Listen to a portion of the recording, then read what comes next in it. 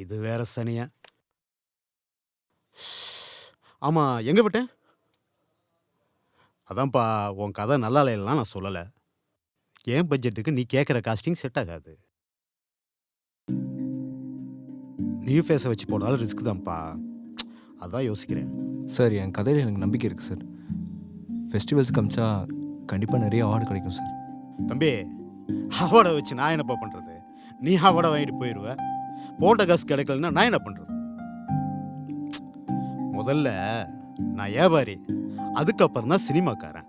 நான் வட்டிக்கு வாங்கி தான்ப்பா காசு போட்டிருக்கிறேன். கை காசு இல்லை. போட்ட காசு வரலைன்னா இந்த தொழிலை பண்ணி என்ன பண்ணுறது? சரி, நீ ஒன்று பண்ணு. ஒரு 50-60 லட்சம் ரூபாயில ஒரு ஸ்கிரிப்ட் ரெடி பண்ணிட்டு வா. நல்லா கமர்ஷியலாக பண்ணு. இப்போ கொஞ்சம் அப்படி இப்படி இருந்தாலும் பரவாயில்ல, புரியுதா?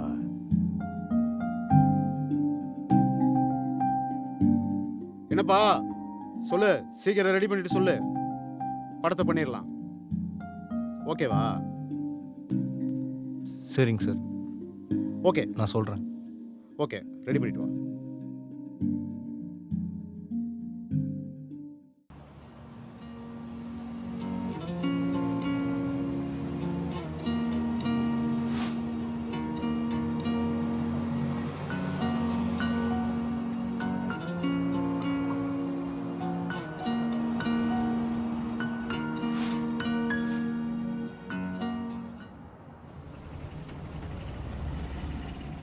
anything but kalyanam, anything but kalyanam. வாரத்துக்கு 10 படம் வருது, ஒரு படம் ஓட மாட்டேங்குது. என்னடா படம் எடுக்கிறானுங்க இவனுங்க? ஹீரோவுக்கு வேலை இருக்காது, இல்லைன்னா படிப்பு இருக்காது. பிடிக்கலன்னு சொன்னாலும் ஹீரோயினி பின்னாடியே சுற்றுவானுங்க. சரி போனா போட்டோன்னு ஓகே பண்ணிட்டான்னு வச்சுக்க, கசமுசா பண்ணி கர்ப்பமாக்கி விட்டுருவானுங்க. இதைத்தானடா வில்லனும் பண்ணுறான். ஆனால் அவனை மட்டும் கிளைமேக்ஸில் போட்டு தள்ளிட்டு இவனுங்க ஹீரோ ஆயிடுவானுங்க. ஹீரோ நிலைமை தான் எப்படி இருக்குன்னா, ஹீரோயினிக்கு நிலைமை அதை விட மோசம். ஒன்றும் லூஸாக இருப்பாளுங்க, இல்லைன்னா ஹீரோ கூப்பிட்டு வந்து டான்ஸ் ஆடிட்டு போயிடுவாளுங்க. இதுதான்டா நம்ம ஊரில் லவ் படம். ஏய், ஒரு நாளைக்கு நான் எடுக்கிறேன்டா படம், நான் எடுக்கிறேன். தமிழ்நாடே திரும்பி பார்க்குற மாதிரி எடுக்கிறேன் பார். அப்போ தெரியுண்டா இந்த மாறன் யாருன்னு. பாரு, நீ பார்க்கத்தானே போகிற, பாரு. போடா போடா. சரிடா, நான் அப்புறம் பேசுகிறேன், வச்சிட்றேன். என்னடா முகி, என்னாச்சு டல்லாக இருக்க? என்னாச்சு? ஒன்றுமே ஆகலை. பட்ஜெட் செட் ஆகலன்னு சொல்லிட்டாரு. புதுசாக வேறு கதை எழுதணுமா, லோ பட்ஜெட்டில்.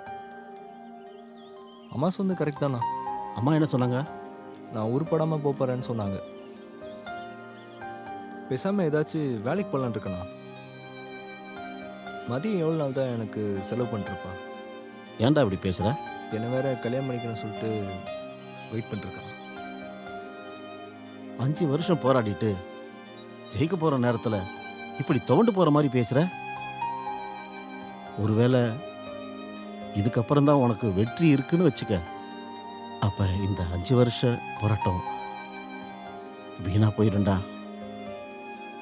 சொன்னா கேளு. ப்ரொடியூசருக்கு பிடிச்ச மாதிரி கதையை ரெடி பண்ணு. ஒரு நாளைக்கு 4 ப்ரொடியூசரை போய் பார்க்குறோம். நிறைய ஆப்பர்ச்சுனிட்டிஸ் இருக்குடா. ஓடிடி பிளாட்ஃபார்மு அது இதுன்னு சொல்லி நிறைய இருக்கு. அவன் கண்டென்ட் கிடைக்காம அலைஞ்சிக்கிட்டு இருக்கானுங்க முக்கி. முதல்ல ப்ரொடியூசர்ஸ் எந்த மாதிரி கதையை எதிர்பார்க்குறாங்கன்னு தெரிஞ்சுக்க. அதை ரெடி பண்ணிவிட்டு ஒரு ப்ரொடியூசர்கிட்ட கரெக்டாக நச்சுன்னு போய் அடி. முதல்ல நில்லு, அப்புறம் வந்து சொல்லு. ஏய், கொஞ்சம் சிரிடா. இந்த காலத்து பசங்களுக்கு தோல்வியை தாங்குற பக்குவமே இல்லை. பொசுக்கு பொசுக்குன்னு மனசை விட்டுறீங்க. கவலைப்படாத. வா, சரி வா. டேய், எங்கடா போன சொல்லாம கொள்ளாம? 2 நாள் ஆளையே காணோம். ஃபோன் பண்ண எடுக்க மாட்டியா? ஒன்னதான் கேக்குறேன்.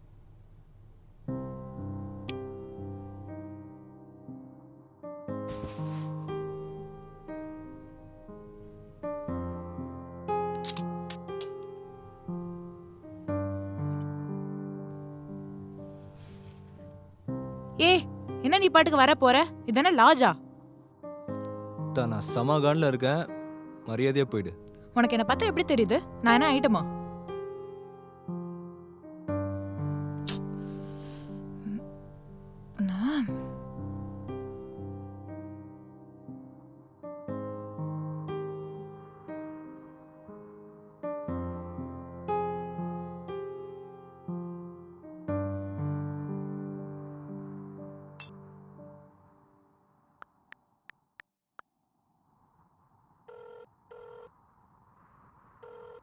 ஹலோ மச்சான், டே முகி, என்னடா ஆச்சு? ப்ரொடியூசர் ஓகே சொல்லிட்டாரா?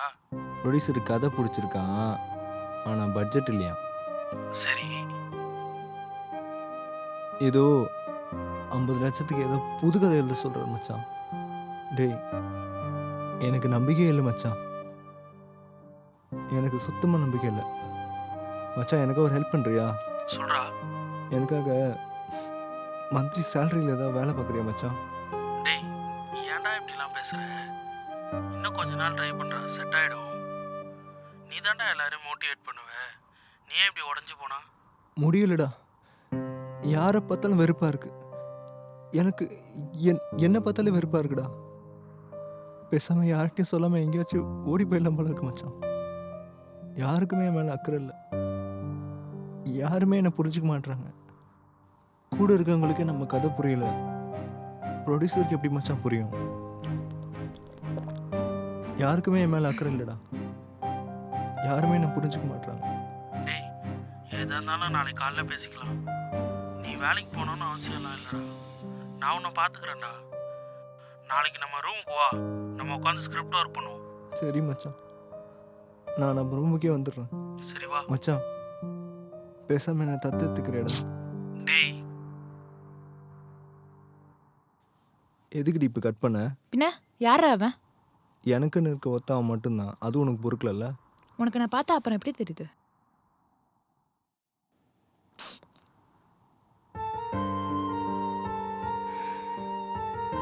டே முகி, சாரிடா. எனக்கு உன் சுச்சுவேஷன் புரியுதுடா.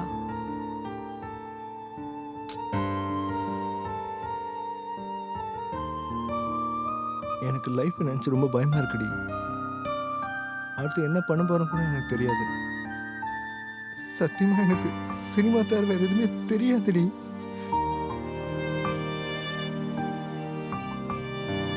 யாருமே என்னை புரிஞ்சுக்கலாம், நான் என்ன தாண்டி பண்ணுவேன்? உன்னை யார் இப்ப புரிஞ்சுக்கல? ஒருத்த நான் எதுக்கு இருக்கேன் அப்போ? உனக்கு இதெல்லாம் சத்தியமா செட் ஆகல. இங்க பாரு,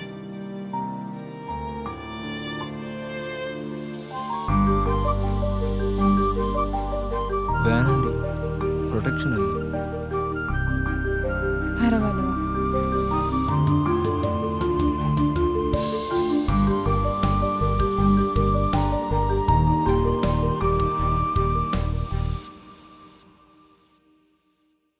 டேய் என்னடா இது, மறுபடியும் ஆரம்பிச்சிட்டியா?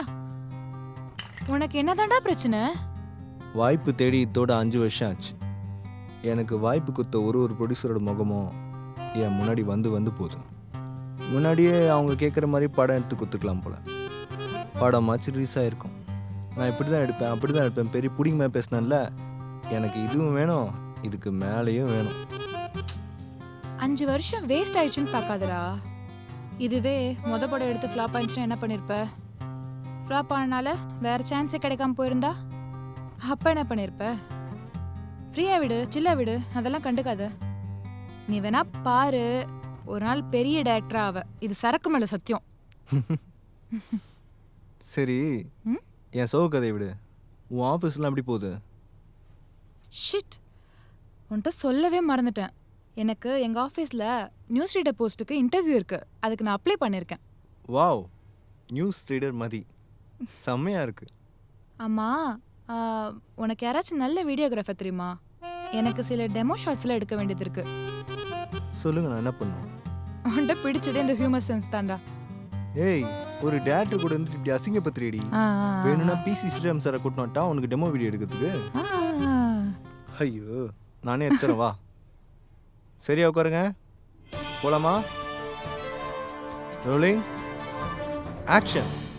வணக்கம். இன்றைய முக்கிய செய்திகள். சென்னை ராயப்பேட்டாவில் 28 வயதான முகிலன் என்ற வாலிபர் மதி என்ற அழகான பெண்ணை காதலித்து வந்துள்ளார். இவர்கள் இருவரும் ஒரே அறை எடுத்து தங்கி வந்ததாக கூறப்படுகிறது.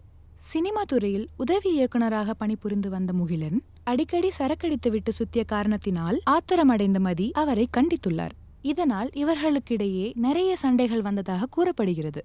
என்னதான் சண்டைகள் வந்தாலும் ஆசை வார்த்தை பேசி மேட்ரு செய்துவிடும் வல்லமை கொண்ட முகிலன் இவரை கலட்டி விடலாம் என்று நினைக்கும்போது மதி வாந்தி எடுத்ததாக கூறப்படுகிறது. இது குறித்து சம்பவக்காரரான முகிலன்,